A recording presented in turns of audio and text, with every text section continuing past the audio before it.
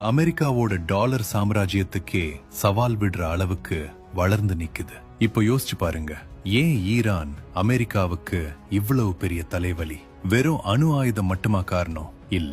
வெறும் எண்ணெய் மட்டுமா காரணம்? இல்ல. உண்மையான காரணம் ஈரானோட தாக்கு பிடிக்கும் திறன்.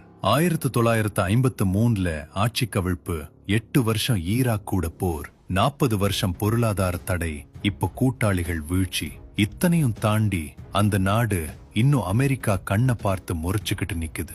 அமெரிக்கா எத்தனையோ போர்களை ஜெயிச்சிருக்கலாம், ஆனா ஈரானிய மக்களோட மன உறுதிய அதால ஜெயிக்க முடியல. அதே நேரத்துல ஈரானிய தலைவர்கள் செஞ்ச தவறுகளால சொந்த மக்களே இன்னைக்கு வறுமையில வாடுறாங்க. 2026 ஜனவரில நடந்த போராட்டத்துல 6000 பேர் செத்திருக்காங்க. வெளியில அமெரிக்காவை எதிர்க்கிற ஈரானிய அரசு உள்ளுக்குள்ள தன் சொந்த மக்களையே எதிர்த்துக்கிட்டு இருக்கு.